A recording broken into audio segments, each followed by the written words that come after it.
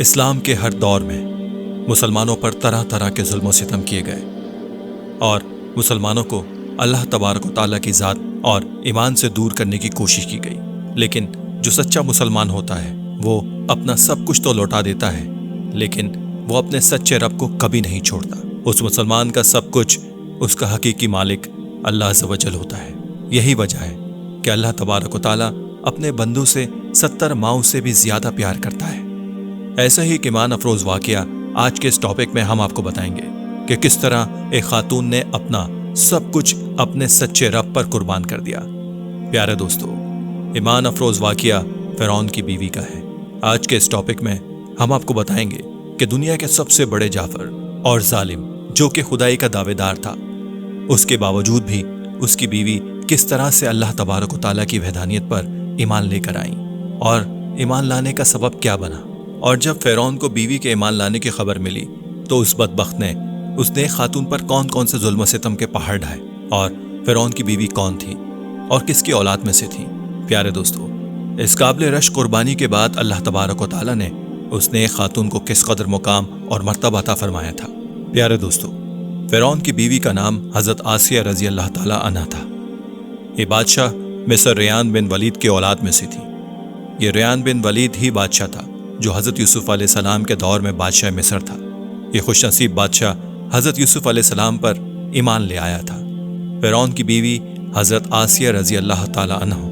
انتہائی حسین و جمیل خاتون تھی۔ یہ خاتون بادشاہ کی اولاد میں سے تھی۔ ان کے پاس مال و دولت کی کوئی کمی نہیں تھی، اسی وجہ سے ہر وقت ملازم اور خادم ان کے آگے پیچھے رہا کرتے تھے۔ یہ پاک دامن فرعون کو پسند نہ کرتی تھی، لیکن فرعون چونکہ اس وقت بادشاہ مصر تھا، اسی وجہ سے فرعون نے اس خوبصورت عورت کی خوبصورتی کو دیکھ کر زبردستی اس سے نکاح کر لیا تھا، جبکہ حضرت آسیہ رضی اللہ تعالی عنہا ان کے والدین اس نکاح سے خوش نہیں تھے،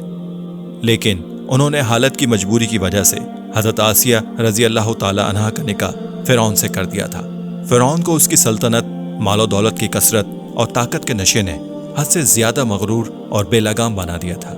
اسی طرح اس وقت کے کافروں نے ہزاروں بنی اسرائیل کے لوگوں کو اپنا غلام بنا کر رکھا ہوا تھا اور طرح طرح کے ظلم کرتا تھا۔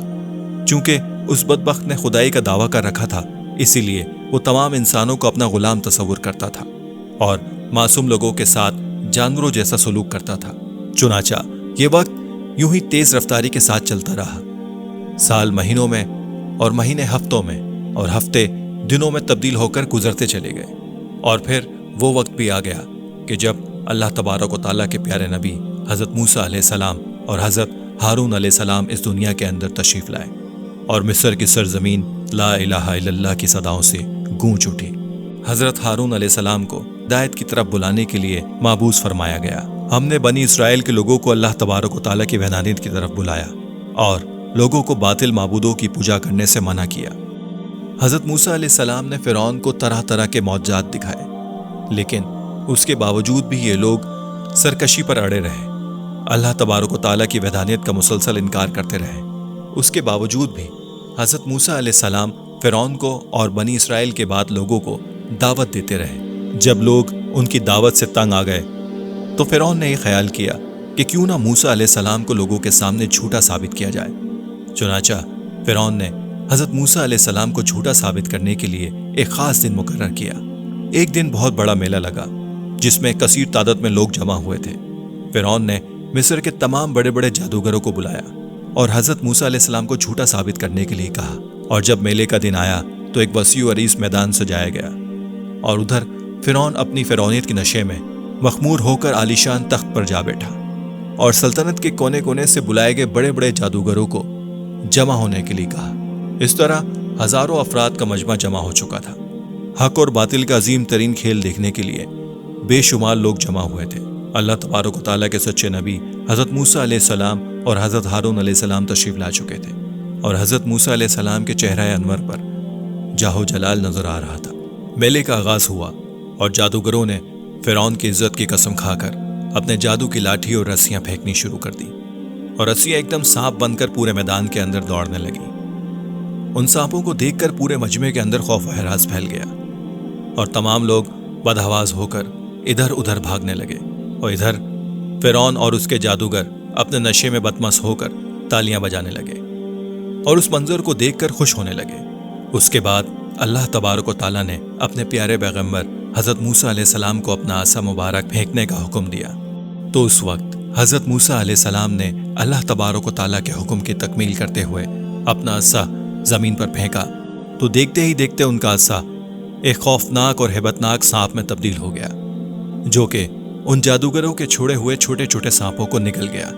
حق اور باطل کا یہ عظیم شان معجزہ دیکھنے کے بعد جادوگروں کے دلوں میں ایمان کا نور چمک اٹھا اور تمام جادوگر اللہ تبارک و تعالیٰ کی بارگاہ میں سجدے میں گر گئے اور اللہ تبارک و تعالیٰ کی سچی ذات پر ایمان لے آئے۔ جب حضرت موسیٰ علیہ السلام کے اس عظیم الشان معجزے اور جادوگروں کی ایمان لانے کی خبر حضرت آسیہ کو پہنچی، اس وقت حضرت آسیہ رضی اللہ تعالیٰ عنہا کے دل میں بھی فوراً حق کا نور چمک اٹھا، اور اس طرح حضرت آسیہ رضی اللہ تعالیٰ عنہا اللہ تبارک و تعالیٰ کی وحدانیت پر ایمان لے آئی۔ لیکن ان کا ایمان لانا اتنا آسان نہ تھا، کیونکہ وہ ایک جابر، ظالم اور خدائی کے دعوے دار بدبخت حکمران کی بیوی تھی، اور حضرت آسیہ رضی اللہ تعالیٰ عنہا کے دل میں یہ بھی ڈر تھا کہ اگر فرعون کو میرے ایمان کا پتہ چل گیا تو وہ ظالم بادشاہ مجھ پر ظلم و ستم کے پہاڑ ڈھائے گا اور اپنے ظلم کی تمام حدیں پار کر دے گا۔ لیکن اس کے باوجود بھی حضرت آسیہ رضی اللہ تعالیٰ عنہ نے اپنا سب کچھ اللہ تبارک و تعالیٰ کی ذات پر چھوڑ دیا اور اللہ تبارک و تعالیٰ کی وحدانیت پر ایمان لے آئیں۔ ابتدا میں حضرت آسیہ رضی اللہ تعالیٰ عنہ نے اپنے ایمان کو کسی پر ظاہر نہیں کیا۔ کچھ عرصہ یوں ہی گزرتا گیا، اور پھر ایک دن ایسا عجیب و غریب واقعہ پیش آیا جس واقعے کے بعد حضرت آسیہ رضی اللہ تعالیٰ عنہ کے دل میں فرعون کے لیے مزید غضب کی آگ بھڑک اٹھی تھی، اور حضرت آسیہ رضی اللہ تعالیٰ عنہ فرعون سے مزید نفرت کرنے لگی، اور فرعون کے مسلمانوں پر کیے جانے والے ظلم و ستم حضرت آسیہ رضی اللہ تعالیٰ عنہ کے لیے ناقابل برداشت ہوتے چلے گئے۔ چنانچہ عبرتناک واقعہ کچھ یوں پیش آیا کہ فرعون کے گھر میں ایک خادمہ تھی جو فرعون کی بیٹی کے سر میں کنگھی کیا کرتی تھی۔ ایک دن اس خادمہ کے ہاتھ سے کنگھی نکل گئی تو خادمہ نے بسم اللہ پڑھ کر اس کنگھی کو اٹھا لیا۔ فرعون کی بیٹی نے فرعون سے جا کر اس خادمہ کی شکایت کر دی کہ وہ خادمہ آپ کے علاوہ کسی اور کو خدا مانتی ہے اور آپ کے علاوہ کسی اور کی عبادت کرتی ہے۔ یہ بات سن کر فرعون لال پیلا ہو گیا، اور اس نے غضبناک ہو کر اس خادمہ کو اپنے دربار میں بلایا اور اس خاتمہ کے ایمان لانے کی حقیقت دریافت کی کہ آخرکار وہ کس کو خدا مانتی ہے،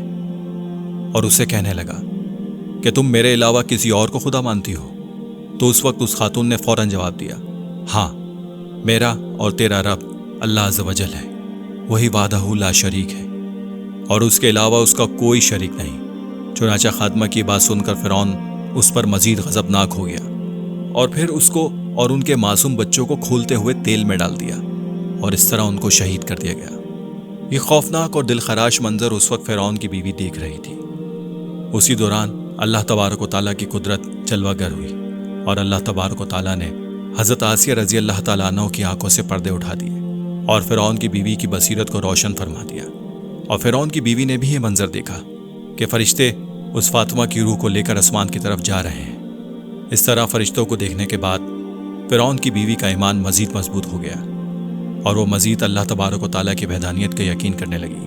اور حضرت موسیٰ علیہ السلام کی صداقت اور حقانیت بھی واضح ہو گئی۔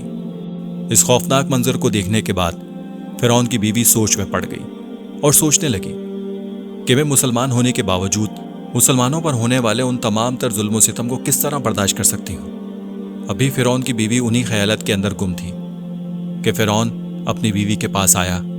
اور اس مظلوم عورت پر کیے جانے والے ظلم و ستم کی داستان کو اپنے بیوی کے ساتھ بیان کرنے لگا۔ اس وقت فرعون کی بیوی نے اپنے دل ہی دل میں فرعون کے خلاف بغاوت کا علم بلند کرنے کا ارادہ کر لیا تھا۔ جب فرعون نے اپنی بیوی کو اس مظلوم عورت کو شہید کرنے کی خبر دی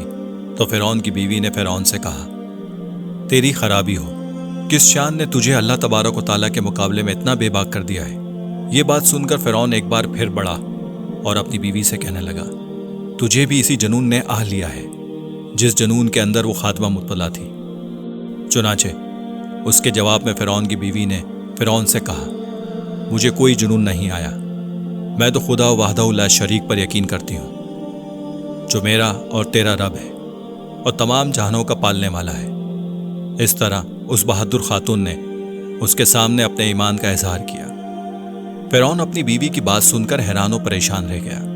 اور فرعون شروع میں اپنی بیوی کو سمجھانے کی کوشش کرنے لگا، اور فرعون نے اپنی بیوی کو اس کے ایمان سے دور کرنے کے لیے اس کے والدین کو بھی بلایا اور ان کو بھی دھمکی دینے لگا کہ اگر تمہاری بیٹی نے حضرت موسیٰ علیہ السلام کے خدا کا انکار نہ کیا تو ضرور یہ موت کا مزہ چکھے گی۔ چنانچہ حضرت آسیہ رضی اللہ تعالیٰ عنہ کے والدین نے تنہائی کے اندر حضرت آسیہ رضی اللہ تعالیٰ عنہ کو سمجھانے کی کوشش کی، لیکن حضرت آسیہ رضی اللہ تعالیٰ عنہ کا ایمان مضبوط ہو چکا تھا۔ اسی وجہ سے انہوں نے ان کی بات ماننے سے انکار کر دیا، اور حضرت آسیہ رضی اللہ تعالیٰ عنہ اپنے والدین سے کہنے لگی کہ میں اللہ تبارک و تعالیٰ کی وحدانیت کا انکار نہیں کر سکتی، بے شک وہ سچا رب ہے۔ جبکہ فرعون کا یہ حربہ بھی ناکام ہو گیا تو اس وقت فرعون نے اپنی بیوی کو طرح طرح کی تکلیف دینے کا فیصلہ کیا تاکہ اپنے ایمان سے دور ہو جائے اور مجھ کو خدا ماننے لگے۔ پیارے دوستو، روایت میں آتا ہے کہ فرعون کے حکم سے حضرت آسیہ رضی اللہ تعالیٰ عنہ کو طرح طرح کی اذیتوں کے اندر مبتلا کیا گیا۔ حضرت آسیہ رضی اللہ تعالیٰ عنہ کے ہاتھوں اور پاؤں کو باندھ کر دھوپ کے اندر سورج کی طرف رخ کر کے لٹا دیا گیا، اور آپ کے سینے کے اوپر چکی کا بھاری بھرکم پتھر رکھ دیا گیا تاکہ آپ ہل نہ سکیں۔ لیکن ان تمام تکالیف اور مصائب کے باوجود بھی حضرت آسیہ رضی اللہ تعالیٰ عنہ کے ایمان کے اندر ذرا برابر بھی کمی نہیں آئی، بلکہ ان تمام تکالیف کے باوجود بھی آپ کے ایمان میں مزید اضافہ ہوتا چلا گیا۔ چنانچہ جب فرعون نے ان تمام تر تعلیم کے بعد اپنی بیوی سے ایمان پھر جانے کا کہا تو حضرت آسیہ رضی اللہ تعالیٰ عنہ نے بڑا ہی ایمان افروز اور ایمان کو تازہ کر دینے والا جواب دیا، جسے فرعون کا گھمنڈ خاک میں مل گیا، اور فرعون حضرت آسیہ رضی اللہ تعالیٰ عنہ کے ایمان اور ہمت کے آگے گھٹنے ٹیکنے پر مجبور ہو گیا۔ حضرت آسیہ رضی اللہ تعالیٰ عنہ نے ارشاد فرمایا، اے دشمن، تو میرے وجود پر قادر ہو سکتا ہے، لیکن میرا دل اللہ تبارک و تعالیٰ کی پناہ میں ہے۔ اگر تو میرے جسم کے ہر حصے کو کاٹ بھی دے تب بھی میرا عشق اور اللہ تبارک و تعالیٰ پر ایمان اس کی بارگاہ میں بڑھتا چلا جائے گا۔ اسی دوران جب حضرت آسیہ رضی اللہ تعالیٰ عنہ پر ظلم و ستم کے پہاڑ توڑے جا رہے تھے، حضرت موسیٰ علیہ السلام بھی وہاں سے گزرے تو حضرت موسیٰ علیہ السلام نے ارشاد فرمایا، اے آسیہ، فرشتے تیرے انتظار میں ہیں اور اللہ تبارک و تعالیٰ تیرے ایمان اور تیرے کارناموں پر فخر محسوس کرتے ہیں۔ آپ اللہ تبارک و تعالیٰ کی بارگاہ میں سوال کریں، آپ کی ہر حاجت پوری ہوگی، اور اگر نہ ہو تو یہ دعا کریں کہ اے پروردگار، میرے لیے اپنے پاس جنت میں ایک گھر بنا دے اور مجھے فرعون اور مجھے ان ظالموں سے نجات بخش۔ ادھر فرعون نے حضرت آسیہ رضی اللہ تعالیٰ کو ایمان سے دور کرنے کی تمام تر کوششیں کر ڈالی۔ ہر کوشش کے اندر ناکامی کا سامنا کرنا پڑا تو اس وقت فرعون نے حضرت آسیہ رضی اللہ تعالیٰ عنہ کو شہید کرنے کا فیصلہ کر لیا، اور آخری حربے کے طور پر فرعون نے اپنے کارکنوں سے کہا کہ ایک بہت بڑی چٹان لے کر آؤ، اور اگر یہ چٹان دیکھ کر اپنے ایمان پر قائم رہتی ہے